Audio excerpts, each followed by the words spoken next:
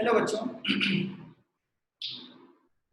जो पिछले लेक्चर में हम लोग मोल की बेसिक सी डेफिनेशन पढ़े थे, इसमें हम लोग थोड़ा आगे बढ़ते हैं और कुछ और चीजें जो हैं जैसे कैलकुलेशन ऑफ मोल्स वो चीज डिस्कस करते हैं।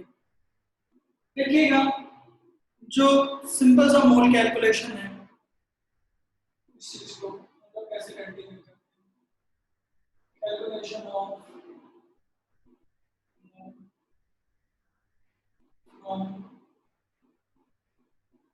given number of given number of particles। बच्चों को इसमें बहुत ज्यादा दिक्कत होती है कि नंबर से कैसे कैलकुलेट करेंगे। ठीक है, एक्चुअली बहुत सारी चीजें जब आती हैं, मोल आता है, मास आता है, तो उसमें दिक्कत होती है। जरा ध्यान से देखिएगा कि हम लोग कितने सिंपल तरीके से इसको कैलकुलेट करेंगे और जो फॉर्मूला है वो भी तुरंत के तुरंत आ जाएगा। वो बेसिकली फॉर्मूला नहीं, एक मैथमेटिक्स की एक सिंपल सी स्टेटमेंट है। मैं जरा कंपैरिजन दिखाता हूँ डजन में और एक मोल में, एक डजन में और एक मोल में। जरा ध्यान दीजिएगा, 1 डजन इक्वल टू कितना पार्टिकल? 12 पार्टिकल। ठीक है, उसी तरीके से 1 मोल इक्वल टू हम लोगों ने देखा था 6.02 into 10⁻23 particle. 6.02 into 10⁻23 particle. Particle की डेफिनेशन क्या है? Smallest amount of matter which is capable of transmitting energy is called matter. Smallest amount of matter which is capable of transmitting energy. ठीक है ना? तो जरा ध्यान दीजिएगा, डजन तो कैलकुलेट सभी कर सकते हैं, डजन तो सभी कैलकुलेट कर सकते हैं। ठीक है ना? बचपन में मैथ्स में सभी ने कैलकुलेट करना सीखा है। वही चीज उसी से एनालॉजी करते हुए हम मोल कैलकुलेट देखिए।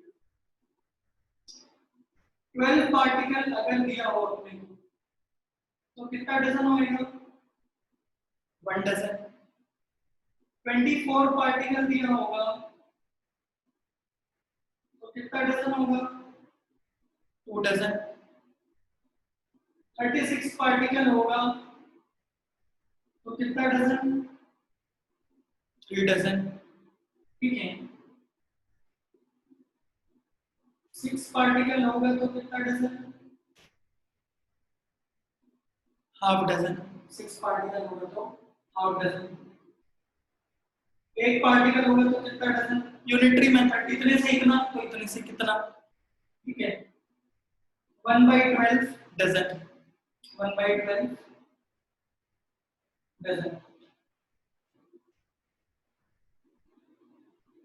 जरा ध्यान दीजिएगा, अगर n पार्टिकल हो तो कितना डजन होएगा? 1/12 डजन। यही सेम चीज मोल में लगा। ठीक है ना? 12 पार्टिकल 1 डजन था। ये 6.02 into 10⁻23 इसको लिखते हैं अवोगाड्रो नंबर। एक्चुअली बार-बार 6.02 into 10⁻23 ये Na लिखा हुआ है, A जो है कैपिटल है, ये सोडियम नहीं है। ठीक है ना? ये अवोगाड्रोस नंबर है, Na इसे रिप्रेजेंट करते हैं, जहां पे A जो रहेगा वो कैपिटल रहेगा। ठीक है, Na पार्टिकल अगर लिखा हो मतलब कितने पार्टिकल है वो 6.02 into 10⁻23। हम लोगों ने जैसे डजन कैलकुलेट किया है उसी तरीके से देखिएगा। Na पार्टिकल मतलब कितना डजन, कितना मोल होएगा? 1 मोल। Na पार्टिकल मतलब कितना मोल? 1 मोल। Na पार्टिकल मतलब क्या? 6.02 into 10⁻23। 2 Na पार्टिकल रहेगा तो कितना मोल? 2 मोल। 3 Na पार्टिकल रहेगा तो कितना मोल? 3 मोल। Na/2 पार्टिकल रहेगा तो कितना मोल रहेगा? Half mole. ऐसे जैसे ये किया हुआ है। एक पार्टिकल रहे, पार्टिकल मतलब कुछ भी हो सकता है, लड्डू हो सकता है, पेड़ा हो सकता है, संतरा हो सकता है, केला हो सकता है। एक पार्टिकल मतलब कितना हो जाए, 1/n मोल, ठीक है। n पार्टिकल होंगे तो कितना मोल रहेगा, n/n मोल, ठीक है। बहुत लोगों ने फॉर्मूला पढ़ा होगा, अगर नंबर ऑफ पार्टिकल्स दिए होते हैं तो फॉर्मूला होता है given number of particles divided by n। क्या लिखा हुआ है, n मतलब given number of particles divided by n। क्या इसमें कोई हाई फाई चीज लगाई है, नहीं, यूनिटरी मेथड ही लगाया है, ठीक है ना। तो इसमें जरा ध्यान दीजिएगा, मैं वो फॉर्मूला अलग से लिख देता हूं। मोल इक्वल टू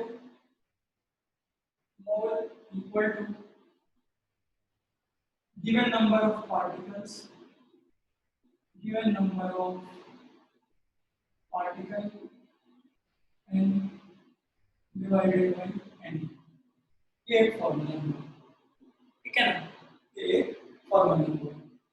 ये फॉर्मूला जो है इस तरीके से आया हुआ है, लेकिन पहले आप फॉर्मूला रख लोगे उसके बाद क्वेश्चन करोगे तो फीलिंग उतनी अच्छी नहीं आएगी, इसको करके करोगे तो लगेगा कि हाँ कुछ थोड़ा बहुत सीखा है।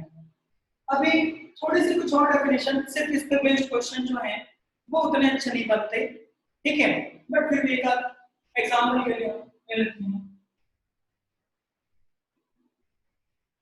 Calculate moles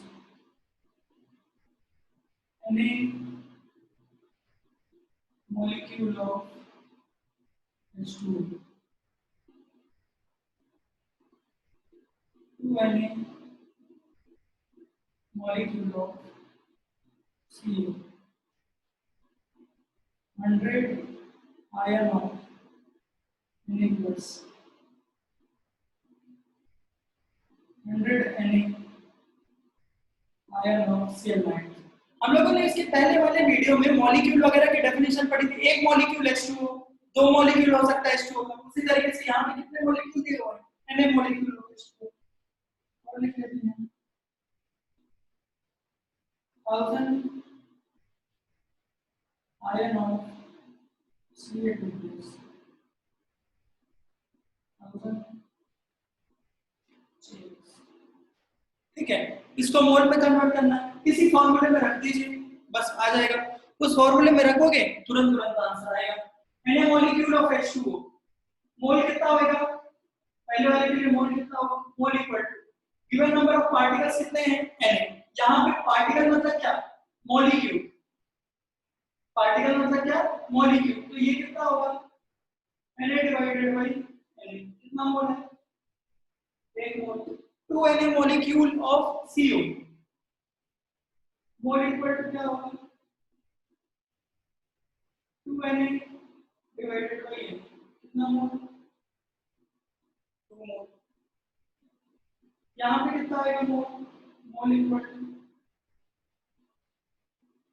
given number of ion कितने, 100 डिवाइडेड बाय n। फॉर्मूले में रखना है, ये तो नंबर दिए हुए हैं, यहाँ पे कितना मोल हो जाएगा, 100 Na divided by n, cancel हो जाएगा, 100 mole. 1000 ion of Ca2 plus, mole equal to 1000 divided by Na। 1000 chairs, mole कितना होगा, 1000 by Na, ठीक है ना। तो इस तरीके से अब अगली कुछ और बेसिक सी डेफिनेशन हम लोग देखते हैं।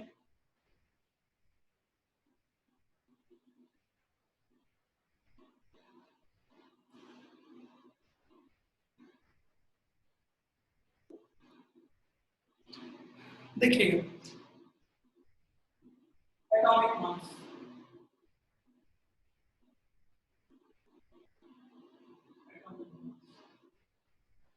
ठीक है,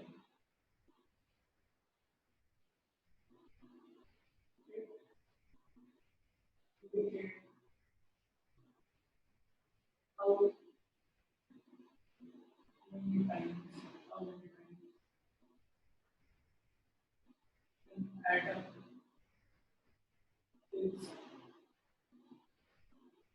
heavier than an atom is heavier than 1 by 12 of mass of one atom of sequence. You know, so atomic mass equal to mass of one atom in AU divided by 1 by 12 into mass of one atom of sequence. Carbon का atomic mass होता है कितना है? 12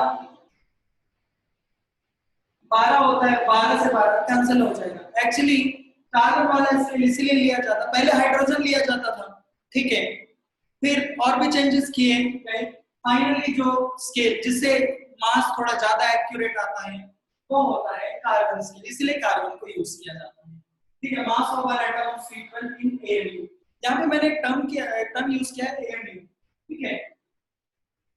AMU is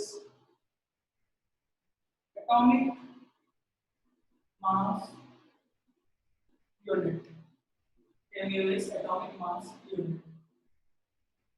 1 AMU mass की तो unit है, 1 AMU equal to 1 by Na ग्राम। आपको कुछ भी जहां पे Na क्या है, अवोगाड्रोस नंबर, आपको कोई बड़ा सा नंबर ध्यान रखने की जरूरत नहीं है। 1 AMU equal to 1 by Na ग्राम।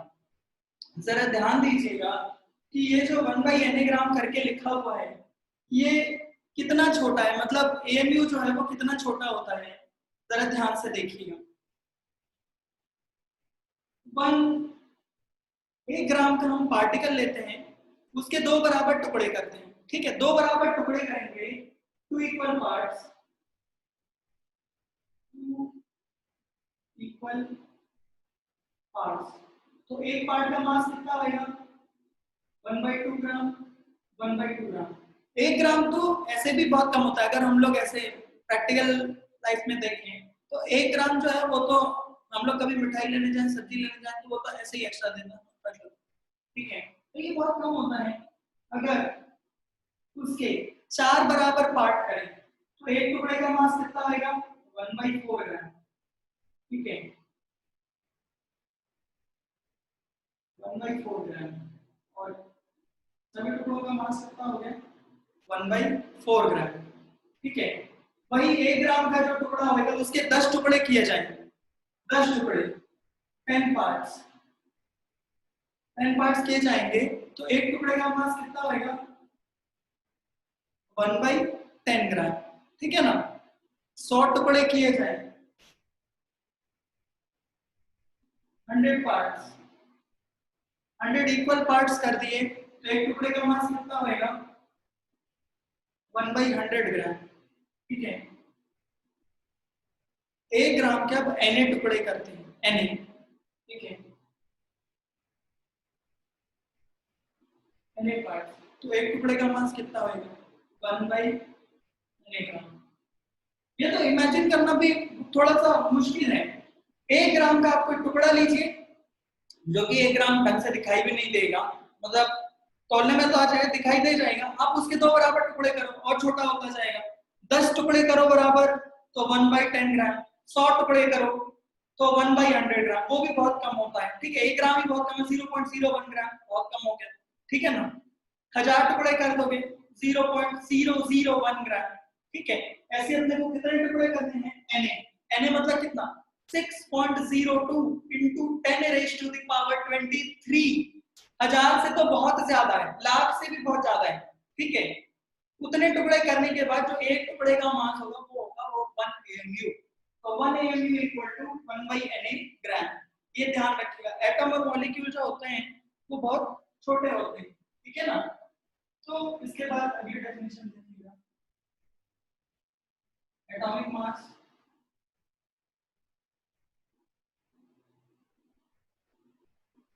इसके बाद देखिएगा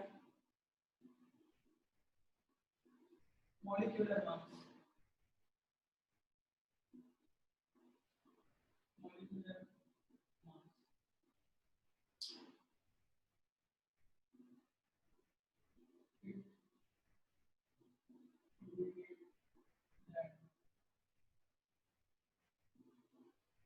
how many times a molecule is heavier than how many times a molecule is heavier than 1 by 12 of mass of one atom of C12. ठीक है, तो molecular mass क्या होगा? Mass of one molecule in AMU divided by 1 by 12 into mass of one atom of C12 in AMU. ठीक है, कुछ molecule के आपको मॉलिक्यूलर मास ध्यान रहे तो ज्यादा अच्छा, फर्दर जो कैलकुलेशन करनी रहेगी उसमें काफी आसानी होगी। ठीक है ना, तो हम लोग मैं कुछ मॉलिक्यूल के मॉलिक्यूलर मास लिख देता हूँ, तो आपको ध्यान रहना चाहिए। कैलकुलेट करना तो आता है, सिंपल सा है, मैं कुछ के लिए बता भी देता हूँ। जैसे कि मान लीजिए H2O है, इसमें हाइड्रोजन के 2 एटम है और ऑक्सीजन का 1 एटम है। तो हाइड्रोजन के 2 एटम का मास कितना आएगा? 2 × 1 प्लस ऑक्सीजन का 16 कितना आएगा? 18। NH3 नाइट्रोजन के 1 एटम का मास 40 प्लस 3 × 1 17। ठीक है, CO2 12 प्लस 16 × 2 44। इस तरीके से मॉलिक्यूलर मास हम फाइंड करते हैं। तो CO का होता है 28, ये प्रैक्टिस से याद होंगे, ठीक है ना। CO का होता है 28, CaO 56, CaCO3 100, H2SO4 98, H2SO4 98, H3PO4 भी 98,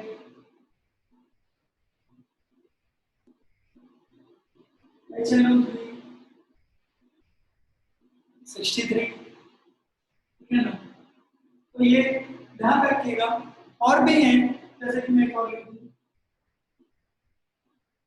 C6H12O6 ग्लूकोज, इसका मास होता है 180, मॉलिक्यूलर मास होएगा 180। C12H22O11, इसका मास होगा 342।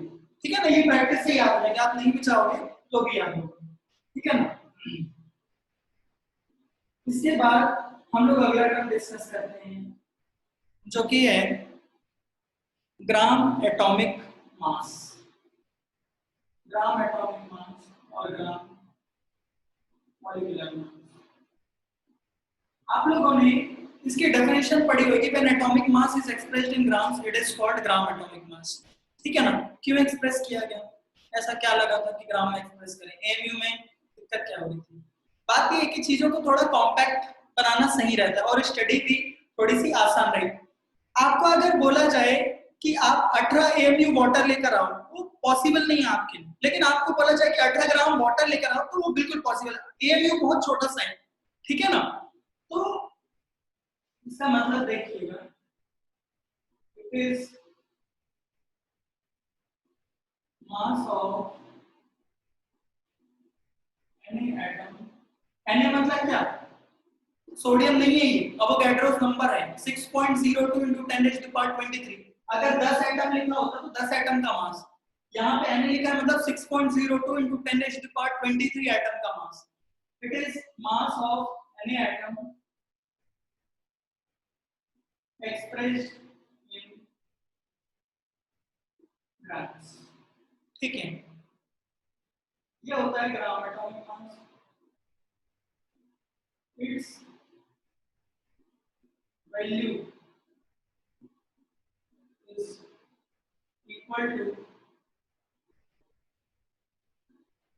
value of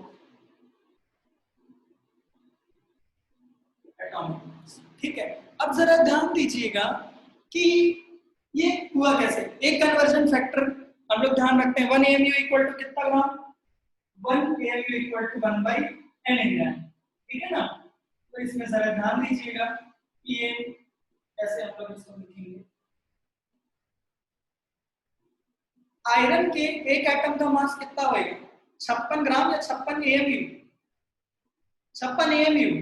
ठीक है, 56 ग्राम तो बहुत बड़ी क्वांटिटी है जो कि बहुत आराम से विजिबल है।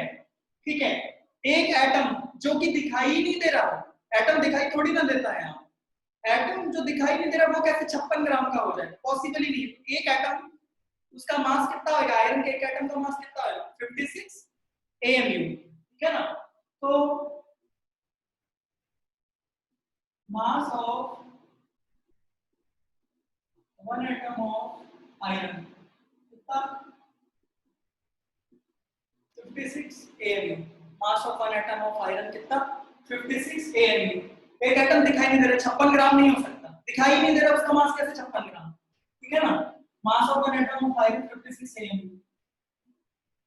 क्या बोला है मैंने इसमें, mass of any atom expressed in grams। तो mass of any atom of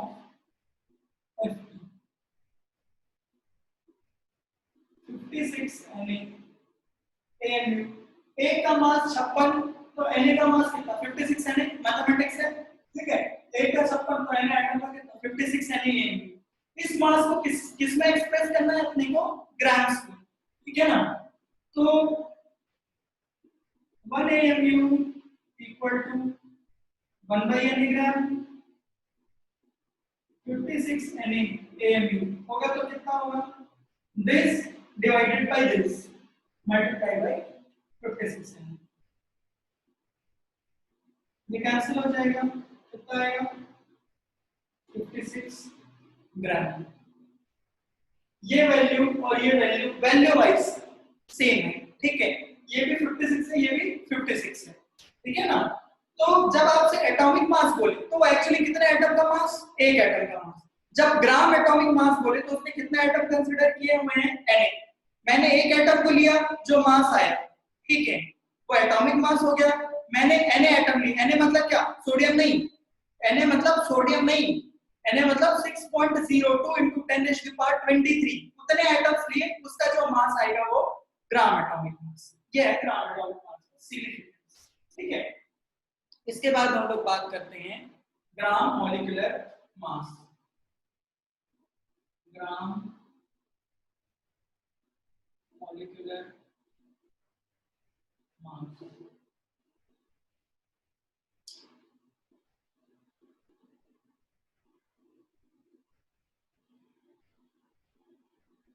it is mass of any molecule expressed in grams।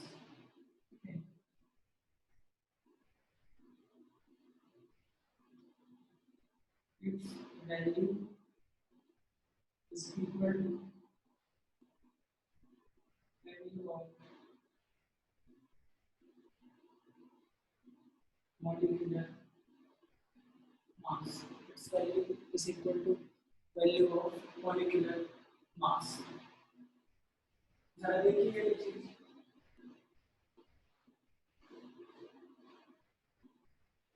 Water के एक मॉलिक्यूल का मास कितना होगा, 18 क्या AMU या ग्राम, AMU। ठीक है ना, एक मॉलिक्यूल जो कि दिखाई नहीं देता उसका मास 18 ग्राम कैसे हो सकता है। ठीक है ना, सुक्रोज के एक मॉलिक्यूल का मास कितना है, मैंने अभी मॉलिक्यूलर मास लिखा था थोड़ी देर पहले, तो मैंने C12H22O11 जिसे सुक्रोज कहते हैं उसका मॉलिक्यूलर मास मैंने 342 लिखा था। तो एक मॉलिक्यूल का मास कितना आएगा, 342 AMU। एक मॉलिक्यूल दिखाई नहीं देता, वो बहुत छोटा सा है, तो वो ग्राम में कैसे आएगा। ठीक है ना, तो mass of one molecule of H2, mass of one molecule of H2 कितना आएगा 18 AMU, ठीक है ना। मास of any molecule of H2O 18 NaMu, एक का मास कितना तो Na का मास कितना AMU में, और इस AMU को किसमें एक्सप्रेस करना है अपने को ग्राम्स में, ठीक है ना।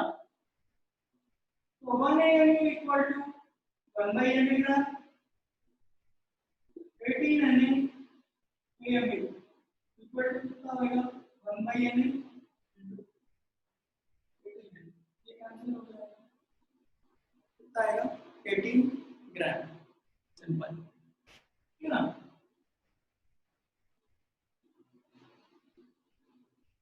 तो ग्राम मॉलिक्यूलर मास समझना, ठीक है। इसके बाद हम लिखते हैं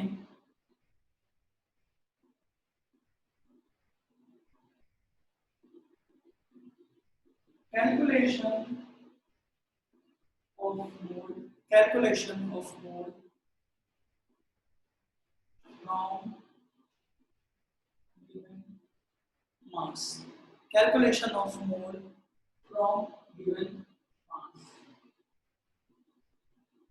देखिएगा इसमें भी बच्चे फॉर्मूला रख लेते हैं, given weight by molecular weight. अगर आप उसको भी देखोगे, एक बार डेरिवेशन देखोगे तो आपको समझ में आएगा कि वो फॉर्मूला जो मैथमेटिक्स बिल्कुल बेसिक से मैथमेटिक्स है, एकदम शुरुआत से शुरू करते हैं, ठीक है। एक एग्जांपल के तौर पे लेते हैं,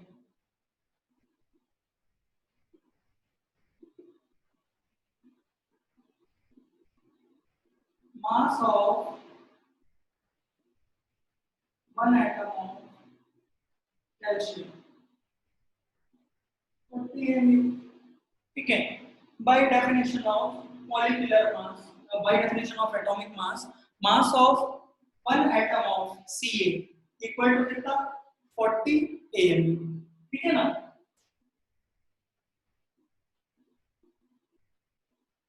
mass of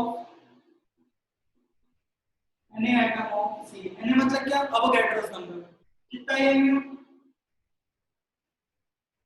40 AMU, ठीक है। नंबर कितने हो गए Na, कितने नंबर है ये Na, ठीक है। तो 1 AMU equal to 1 by Na gram, ठीक है। 40 Na AMU इक्वल टू कितना हो जाएगा 1 by Na into 40, कितना हो गया 40 ग्राम, ठीक है। अभी जरा ध्यान दीजिएगा, इसी से हम लोग मोल से रिलेट करें।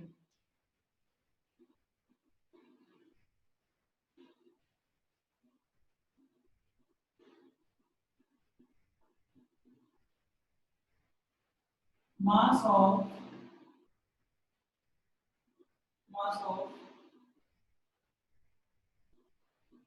any atom of C 40 ग्राम। हम लोगों ने अभी अभी डिस्कस किया था कि अगर गिवन नंबर ऑफ पार्टिकल्स हो तो हम लोग उसको मोल में कैसे कन्वर्ट करेंगे, ठीक है ना। तो ये कितने नंबर ऑफ एटम है Na एटम, मैं जानता हूं मोल इक्वल टू क्या होता है given number divided by Na।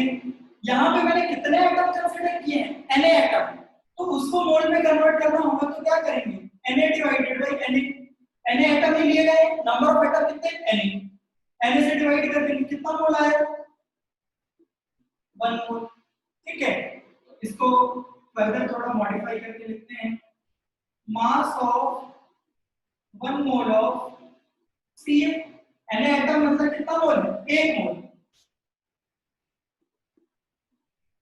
40 ग्राम, ठीक है ना। ये मोल दिख रहा है, ये मास दिख रहा है, देखिए अभी जरा 40 ग्राम Ca मतलब 1 मोल, 80 ग्राम Ca होगा तो कितना मोल? 2 मोल। 120 ग्राम सी होगा तो कितना मोल?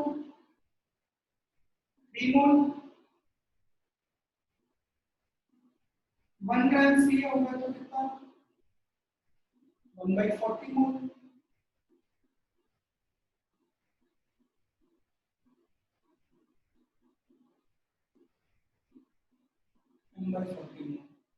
ठीक है, कुछ मास दिया हुआ है m ग्राम, उसको यहाँ पे किससे डिवाइड किया है? 40 से। ठीक है ना? इसी तरीके से एक और इलस्ट्रेशन देखिए, ये तो एटम से रिलेटेड था, इसको मॉलिक्यूल से भी रिलेट करते हैं। ठीक है ना?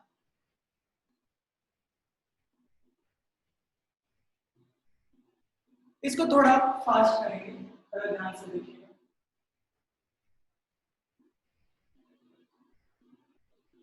मॉलिक्यूलर मास, कोई कंपाउंड लेते हैं H2O, H2 तो ले लिया है 70, NH3, NH3 का जो मॉलिक्यूलर मास है वो 70। ठीक है ना? तो जरा देखिएगा, mass of one molecule of NH3 17 AMU, mass of any molecule of NH3 17 यानी AMU। अभी जैसे AMU को ग्राम में कन्वर्ट करते हैं, उसी तरीके से इसको कन्वर्ट करेंगे तो ये कितना होगा? 17 ग्राम NH3, 17 ग्राम ही तो है। इसको AMU को ग्राम में कन्वर्ट कर लीजिए, ये 1 AMU इक्वल टू 1/Na ग्राम, जैसे ये कन्वर्ट किया गया। ठीक है ना? Na मॉलिक्यूल, जैसे मैंने यहाँ पे Na एटम लिए थे, Na पार्टिकल, उसी तरीके से ये Na मॉलिक्यूल, ये भी Na पार्टिकल ही है, मॉलिक्यूल भी तो पार्टिकल है। इसको मोल में कन्वर्ट करते हैं तो ये कितना मोल? 1 मोल। ये कितना मोल? 1 मोल ऑफ NH3। कैसे कन्वर्ट किया होगा? गिवन नंबर कितना है यहाँ पे? Na, और ये भी Na, सेम सेम कंडीशन है, बस एटम की जगह क्या लिखा गया है? मॉलिक्यूल। ठीक है ना? तो इसमें जरा देखिएगा, mass of 1 mole of NH3 equal to कितना? 17 ग्राम। ठीक है, अब जरा ध्यान दीजिएगा, 17 ग्राम NH3 कितना मोल? 1 मोल। 17 ग्राम NH3 मतलब कितना मोल? 1 मोल।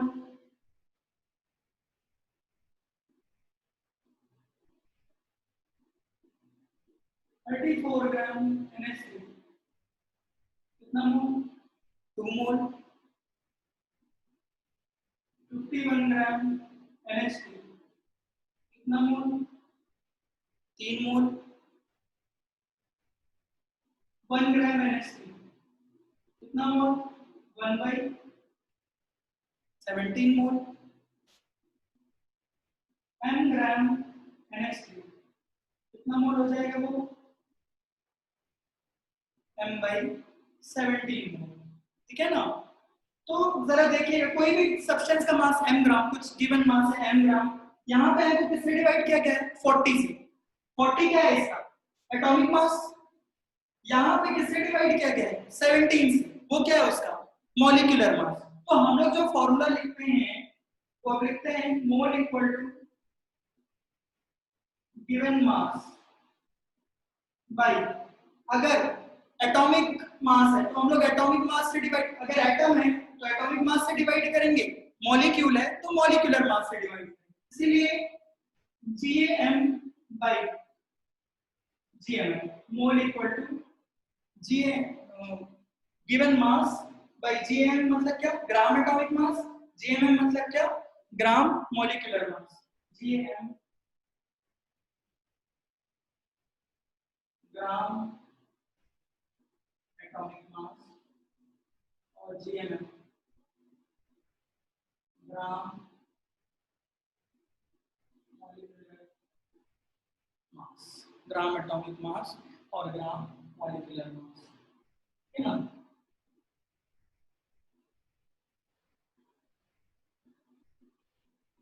तो हमने मोल कैलकुलेट करने के दो फॉर्मूले बेसिकली देखे, ठीक है ना। एक क्या था, given number of particles divided by Na, और ये क्या है, given mass by gram atomic mass और ग्राम मॉलिक्यूलर मास, ठीक है ना। तो सिंपल से क्वेश्चन करते हैं, calculate moles from given mass of substance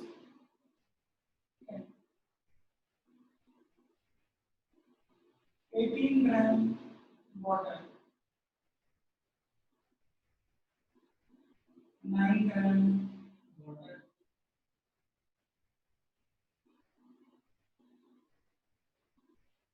1000 gram CaCO2, इसी को लाइमस्टोन बोलते हैं।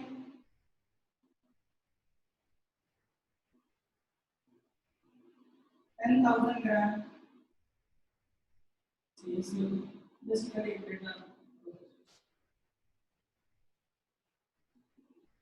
10 kg CaCO2,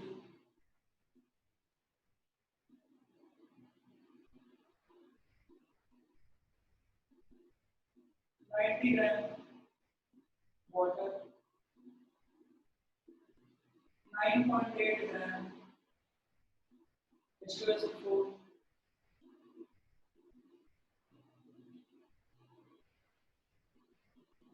0.56 ग्राम CO और 4.4 ग्राम 8.8 ग्राम CO2। ये तो सब मास दिया हुआ है, इसको मोल में कैसे कन्वर्ट करेंगे जरा ध्यान से देखिए। अभी हम लोगों ने पढ़ा मोल इक्वल टू क्या, given mass by gram atomic mass और ग्राम मॉलिक्यूलर मास। वाटर क्या है, मॉलिक्यूल, तो इसके लिए mole equal to given mass, हमने कितना ग्राम लिया, 18, और वाटर का मॉलिक्यूलर मास भी कितना होता है, 18 ही होता है, तो कितना मोल हुआ ये, 1 मोल। जहां पे आपको कंफ्यूजन रहे कि मोल कैसे कैलकुलेट हो रहा है, आप मोल को 1 मिनट के लिए डजन मान लीजिएगा, मोल को डजन से रिप्लेस कर दीजिए, दोनों एक तरीके की क्वांटिटी, ठीक है। यहाँ पे कितना होएगा, मोल इक्वल टू, अपने को कितना मास दिया हुआ है, 9, और मॉलिक्यूलर ग्राम मॉलिक्यूलर मास कितना होगा वाटर का, 18,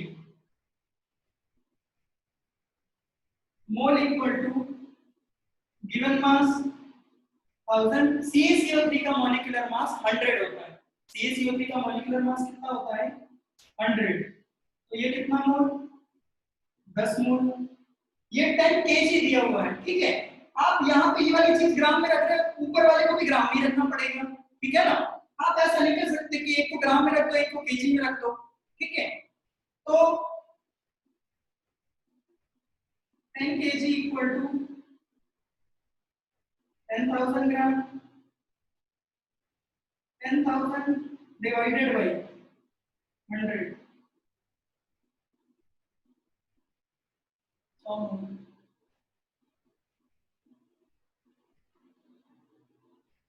मोल इक्वल टू, इसमें कितना होगा, 90 डिवाइडेड बाय 80, 5 मोल, इसमें कितना होगा, mole equal to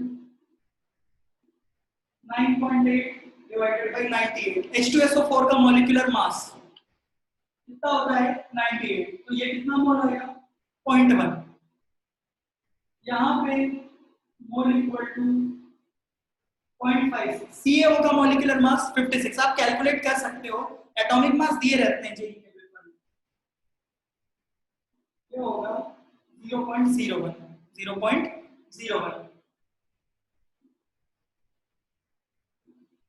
8.8 divided by 44,